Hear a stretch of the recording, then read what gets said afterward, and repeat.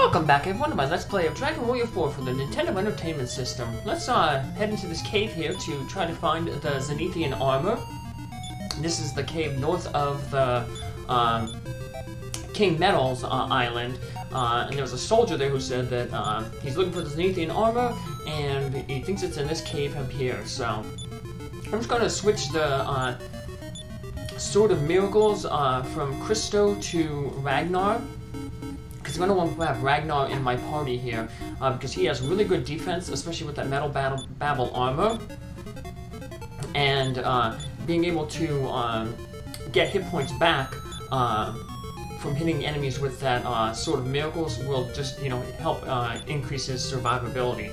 And survivability is going to be really, really important in this cave because the monsters are really, really tough. The only reason I'm able to do this cave at such a lower level is because, one, I have the ship with me, so the wagon, whenever I'm on the ship, I can have access to the wagon, so I can switch party members out. I can use people in the wagon who aren't in the party to cast healing spells, like Nara can cast a Vivify spell to bring people back to life. Crystal can use his magic points to heal characters. And then if anyone gets, really bad, I can just swap them out. So Panon also helps a little bit because he has that Sword of Lethargy, and that'll put some of these enemies to sleep. So it doesn't matter how strong you are, when you're asleep, you can't hit back. So as you saw, that happened right there with that Pokesaurus there.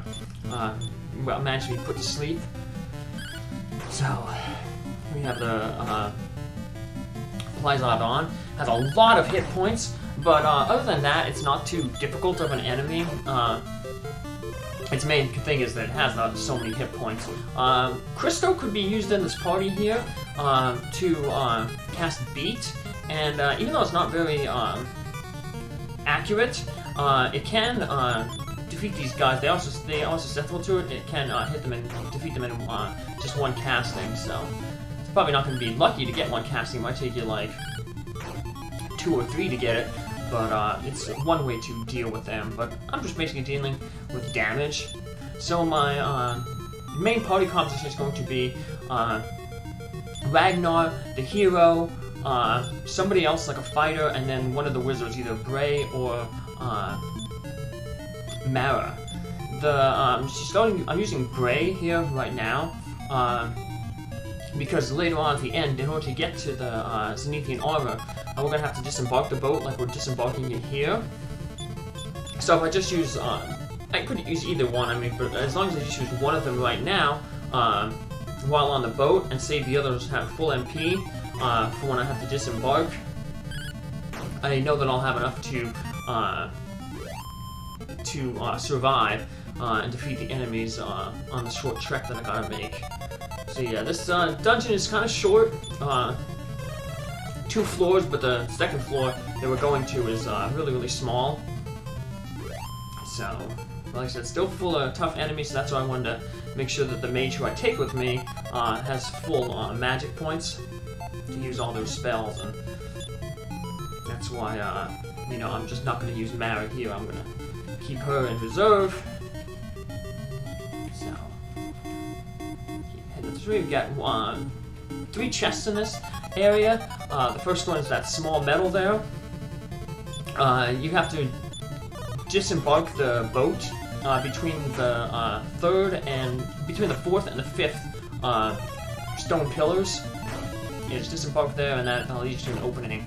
That's the only way you can reach that chest. There's going to be this area that this big room, the main room of the dungeon, we're going to be heading into. There's all these rocks that are blocking ways, otherwise you'll be able to get to a bunch of the side areas with your boat, but there'll be rocks blocking the shoreline, so that's why I had to disembark and take that kind of secret passageway to get that small metal. The other small metal is going to be right next to the chest that has the Zenithian armor in it, so we won't have to go out of our way to get that, so that's one good blessing. So another reason why we're able to do this like lower levels, because the cave is small, We don't have to go really out of our way to get treasure, and we have access to our entire party. Now, these are probably the worst enemies in the cave here. These snow jives, and it thinks that I have Bray in my party right now because he's going to use Snowstorm. Of course, they're snow, so they have good resistance to snow. So his Blizzard spells ain't going to really do a lot. Snowstorm spells ain't really going to do a lot of damage. They don't even work against these guys. So what makes them so difficult is they can cast the Blizzard spells themselves, and that they hurt a lot. They take off around like 50 to 60 hit points per attack. And they can survive quite a few attacks, maybe about 2 or 3 attacks, depending on how well Ragnar and Cosmo hit. Because Bray ain't going to be doing that much damage to them with, only his ice spells. So that's why I had Cosmo there casting the Sleepmore spell to put those guys to sleep. Because like I said earlier, anything that's asleep, they can't attack you. So that's where Panning comes in handy too, because you can potentially put one of them to sleep with a Sword of Lethargy, either by hitting them with it or by using the sword as an item.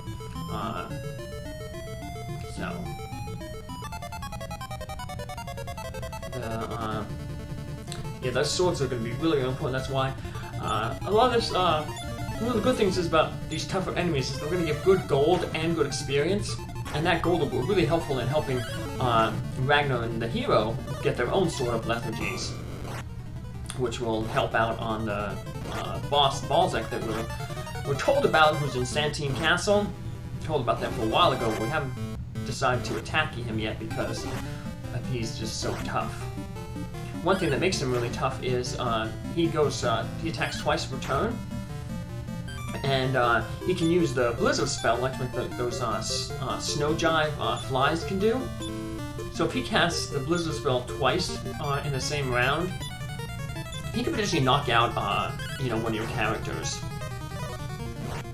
So just one round. So these guys are also pretty annoying because they have this.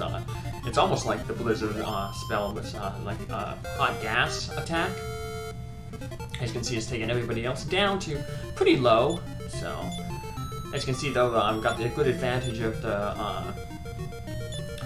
being on the boat. We were able to have Alina jump out and take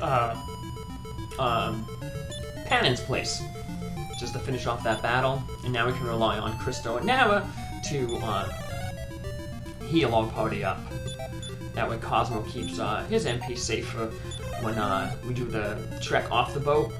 Like I said, the short trek off the boat, we'll have Cosmo have enough MP that if he needs to heal somebody, he'll be able to heal, and then he'll also have enough MP to cast the outside spell. Because yeah, this dungeon is short. That doesn't mean that we want to trek out of it when we're finished with it. We just want to use that outside spell to get out as quick as possible. We won't be able to get all the levels that we want and the gold we want to buy all that stuff that we want just from this exploration of this cave. But which one? On the outside of this cave is that unique area where you can only find those 4 sea monsters. So after this, I will basically off-screening that. I'll show you those battles. It took me about an hour to get all 4 of the rare monsters. Some of them appeared pretty quickly. Just that the last one I just was not having any luck getting. But the only way you can basically get these monsters is you basically enter this cave and then leave. And then when you exit the cave and you appear on the overworld, you may run into those monsters. So, yeah, you're just going back and forth, back and forth, back and forth, back and forth, back and forth,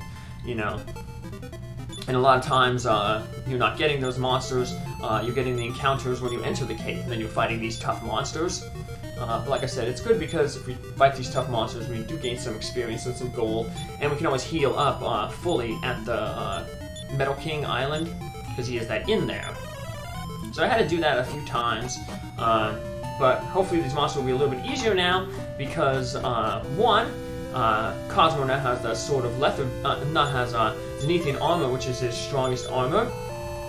And halfway through all the grinding, actually probably a little bit more than halfway through the grinding, I ended up getting enough money to get Ragnar a Sword of Lethargy. So then he got the Sword of Lethargy, Crystal got the Sword of Miracles back again. He also gained a few levels. That makes, you know, things a little bit easier too as you gain those levels because you have more stats. So I got 2 of those medals. I'm going to, like I said, get 1 of every item. So I just got that Staff of Punishment. Put it on Christo now, but I'll eventually give that to Nara because Christo will get the Sword of Miracles back. And when he gets that back, then Nara can get the Staff of Punishment. That's slightly stronger. It has 2 more attack power than the Morning Star that she is currently wielding. So that'll give her a new weapon. She's due for an upgrade. She hasn't gotten any upgraded weapons since Chapter 4, when she was by herself, so. But I also am going to use those scent pouches. The scent pouch that I got, I only have 1. But I do, when I go get the Sword of Lethargy for Ragnar, you can buy scent pouches at stands here where you get the Sword of Lethargy. So I was able to grab 2 more scent pouches there to finish up the grinding. So like I said, the only way you can run into these enemies is you enter the cave and then you exit the cave, and then you hope that when you exit the cave, you run into an enemy. So that's basically I'm just off-screen doing that. So yeah, I exit the cave here, and I get the first one here, the Piranhans. All these enemies are pretty weak. They go down pretty easily. The only one that's tough is the octopus type monster, and he's only tough because he has multiple attacks. And one of the attacks is the freezing breath. Yeah, it seems like we don't have a lot of protection from cold with this party yet. So, and on some future Dragon Quest, there's like the fur hood, which gives you thing. There's also a spell Insulate that helps against like weather attacks. There's another new enemy there, the Imp Snip, the scorpion there. Like I said, these enemies can only be encountered on this square. So, yeah, most people aren't ever going to see these enemies.